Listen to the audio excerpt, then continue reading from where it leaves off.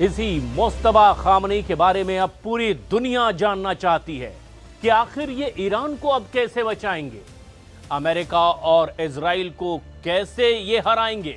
आखिर क्यों अली खामनी के बेटे को लेकर के अमेरिका और इजराइल अचानक बैकफुट पर नजर आ रहे हैं।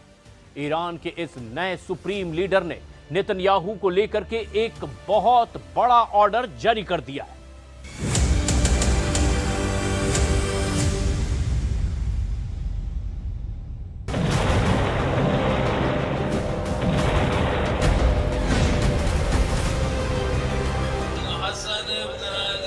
Ali Khamenei's son Mojtaba to succeed his father as supreme leader, signaling that hardliners remain firmly in charge in Tehran.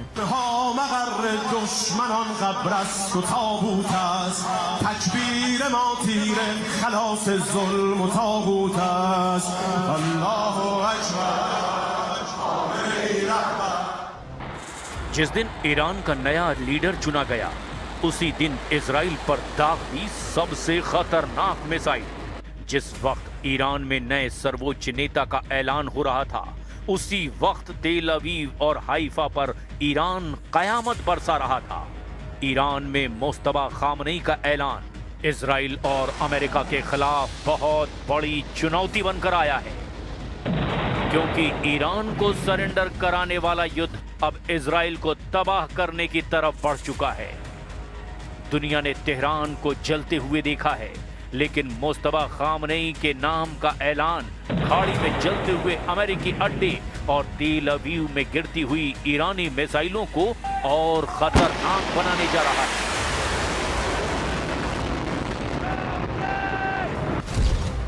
इस मिसाइल की तस्वीर इस वक्त पूरी दुनिया में वायरल हो चुकी है। मिसाइल पर लिखा है लब्बैक सैयद मुस्तबा, यानी हम आपके साथ हैं सैयद मुस्तबा। और फिर ये मिसाइल इजराइल की तरफ दाग दी गई, यानी मुस्तबा की मुहर लगाकर अब इजराइल और अमेरिका के अड्डों को दहलाया जा रहा है। और अब ईरान के रिवॉल्यूशनरी गार्ड्स को अपनी सबसे खतरनाक मिसाइलों को लॉन्च करने का ऑर्डर मिल चुका है। ईरान के युद्ध को एक तरफा बनाने की कोशिश डोनाल्ड ट्रंप और नेतन्याहू को बैकफायर कर चुकी है। इस वक्त ईरान युद्ध को कंट्रोल करते हुए नजर आ रहा है। ईरान में अयतुल्ला खामनेई की हत्या की गई, लेकिन एक बार फिर ईरान का नेतृत्व करने के लिए मुस्तबा खामनेई तैयार हैं। ईरान की लीडरशिप को खत्म करने वाली अमेरिका और इजराइल की रणनीति औंधे मुंह गिरी है। नए सर्वोच्च नेता के ऐलान के साथ ईरान की सड़कों पर छाया मातम। साथ में अमेरिका और इजराइल के खिलाफ गुस्सा अब एक नए तेवर के साथ दुनिया के सामने ईरान की ताकत दिखा रहा है। خبر رهبری ایشون رو شنیدم خیلی خوشحال شدم، چون از نظر من لایق ترین فرد برای رهبری امت شیعه ایشون بوده. هفته تقریبا انتظار و اون شوکی که پس از شهادت آیت الله خامنه‌ای در واقع به جامعه و در واقع ملتمون وارد شده بود و منتظر بودیم و خیلی خوشحالیم که الان رهبر انتخاب شده و مطمئنیم که این مسیر ادامه داره دیگه باز امت ایشون. अयतुल्ला Mojtaba Hosseini Khamenei Ayatollah Ali Khamenei के दूसरे बेटे हैं और अब ईरान के तीसरे सर्वोच्च नेता चुने गए हैं। मुस्तबा खामनेई ईरान में क्या करने जा रहे हैं, उनकी रणनीति, उनका एजेंडा, उनका टारगेट क्या होगा, ये सवाल इस वक्त अमेरिका और इजराइल के लिए बहुत बड़ी उलझन बन चुके हैं। मुस्तबा खामनेई के वीडियो भी बहुत कम हैं, उनके बारे में बहुत कम लोग गहराई से जानते हैं। ये मुस्तबा खामनेई का 2022 का वीडियो है। अप्रैल 2022 में मुस्तबा खामनेई फिलिस्तीन के समर्थन में कुद्स डे मार्च में शामिल हुए थे। 15 सेकंड के इस वीडियो में वो लोगों से घिरे हुए हैं। हालांकि इस दौरान उनके सुरक्षा गार्ड पूरी तरह से चौकन्ने हैं। मुस्तबा खामनेई इस वक्त ईरान के सबसे बड़े मिस्ट्री मैन बन चुके हैं। मुस्तबा खामनेई को डिकोड कैसे करेंगे अमेरिका और इजराइल, इसके बिना युद्ध जीतना तो नामुमकिन है। मुस्तफा खामनेई अमेरिका और इजराइल के लिए बहुत बड़ा चैलेंज बनने वाले हैं। मुस्तफा खामनेई की लीडरशिप में ईरान इस युद्ध को एक नई तैयारी से लड़ने जा रहा है, इसमें कोई शक नहीं। लेकिन दूसरा खतरा यह है कि अमेरिका और इजराइल के टारगेट पर वो लगातार बने रहेंगे और उनकी पूरी कोशिश होगी कि ईरान की नई लीडरशिप को भी बम के धमाके से खत्म कर दिया जाए। लेकिन अमेरिका का मूड बता रहा है कि व्हाइट हाउस बैकफुट पर है। अमेरिका के प्रतिष्ठित अखबार वॉल स्ट्रीट जर्नल ने छापा कि मुस्तफा खामनेई कभी अमेरिका और इजराइल के आगे नहीं झुकेंगे। अखबार ने लिखा कि मुस्तफा खामनेई के कमान संभालने का मतलब है कि डोनाल्ड ट्रंप ईरान के खिलाफ हार चुके हैं, क्योंकि वो ईरान को झुकाने में नाकाम रहे हैं। واقعا حس خوشحالی بود و واقعا نمی‌دونستیم که از غم از دست دادن رهبر گریه بکنیم یا خوشحال باشیم. از بابت اینکه آقا مجتبی انتخاب شدن، آقا مجتبی واقعا مثل پدرشون و واقعا لایق‌ترین و شبیه‌ترین کسی که ممکن بود در بین اعضا انتخاب بشه واقعا آقا مجتبی. ईरान के खिलाफ अमेरिका और इजराइल के युद्ध में अगले कुछ दिनों में बहुत बड़े बदलाव देखे जा सकते हैं। ईरान और ज्यादा आक्रामक हो सकता है और अमेरिका के साथ इजराइल को इस युद्ध के लिए नई रणनीति बनानी पड़ सकती है। और इसकी सबसे बड़ी वजह बनने जा रहे हैं मुस्तफा खामनेई। ये 1980 के दशक का वीडियो है। मुस्तफा खामनेई की उम्र तब करीब 17 साल थी। वो ईरान के रेवोल्यूशनरी गार्ड्स का हिस्सा थे। माथे पर लाल पट्टा बांधे ये मुस्तफा खामनेई हैं। तब उनके पिता अयातुल्ला अली खामनेई ईरान के राष्ट्रपति थे और राष्ट्रपति का बेटा तब सद्दाम हुसैन के इराक के खिलाफ युद्ध लड़ रहा था। मुस्तफा खामनेई तब IRGC की हबीब इब्ने मज़ाहिर बटालियन का हिस्सा थे। इसके बाद 2009 में मुस्तफा खामनेई ईरान की बसिज फोर्स के कमांडर बने, जिससे ईरान के सुरक्षा तंत्र को वो बहुत अच्छी तरह से समझते हैं।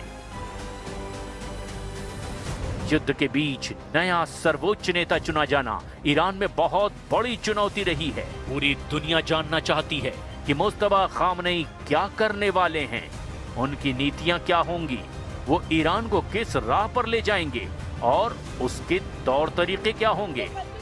जब मुस्तफा खामनेई के पिता अयातुल्ला अली खामनेई ईरान के सर्वोच्च नेता बने, तब उनकी उम्र करीब 50 साल थी।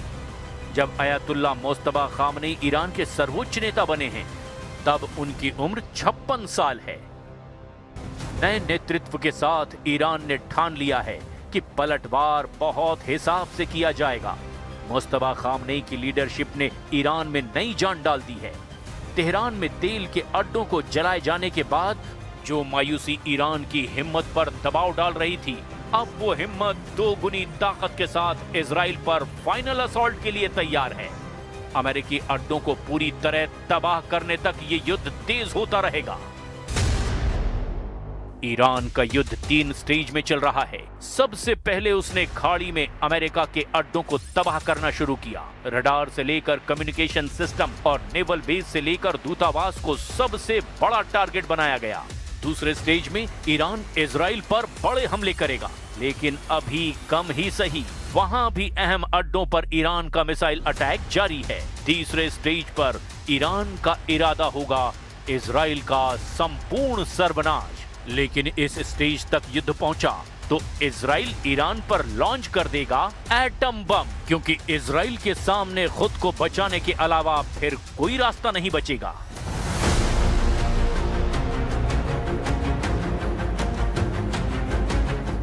खाड़ी देशों में अमेरिका को कमजोर करना, उसके मिलिट्री अड्डों को मिट्टी में मिला देना,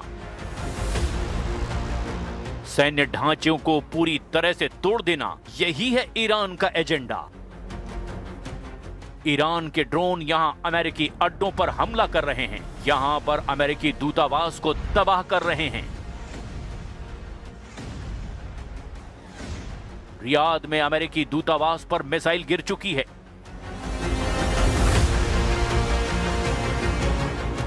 सऊदी अरब में प्रिंस मोहम्मद बिन सलमान को ईरान ने वार्निंग दे दी है। चेतावनी है कि अमेरिका को बाहर निकालो, नहीं तो ईरान एक एक कोने में बारूद भर देगा। ईरान के कामिकाज़े ड्रोन अटैक में सबसे आगे हैं। यूएई यानी संयुक्त अरब अमीरात में अमेरिका के कॉन्सुलेट पर शाहिद ड्रोन से हमला किया गया। दुबई में लगातार हुए हमले। यूएई में अमेरिका का अल धाफरा एयरबेस ईरान के टारगेट पर है और यहां कई कम्युनिकेशन रडार तबाह किए जा चुके हैं। यूएई में ज्यादातर हमलों में ईरान ने अपने शाहिद ड्रोन का ही इस्तेमाल किया है। ऐसे ही बहरीन में ईरान ने अमेरिका की 5वीं फ्लीट के अड्डों को जलाकर राख कर दिया है। 1995 में तैयार किया गया ये अड्डा अब नहीं रहा, कुछ भी बाकी नहीं बचा है। बहरीन में अमेरिका को सबसे बड़ा नुकसान हुआ है। कतर में अमेरिका के अल उदैद एयरबेस को बहुत मार पड़ी है। यहां अमेरिका के एक एक सिस्टम को जड़ से उखाड़ दिया गया है। ईरान के हमलों ने कतर में मौजूद उसकी सेंटकॉम यानी कि मध्य कमान के हेडक्वार्टर के सैकड़ों टुकड़े कर दिए हैं। अगले 24 घंटे इस युद्ध के लिए बहुत खतरनाक होने जा रहे हैं, क्योंकि मुस्तबा खामनेई का फैसला या तो ईरान को इस युद्ध में जिता देगा या फिर ईरान को ये नई लीडरशिप कामयाबी की जगह नाकामी की राह पर मोड़ देगी।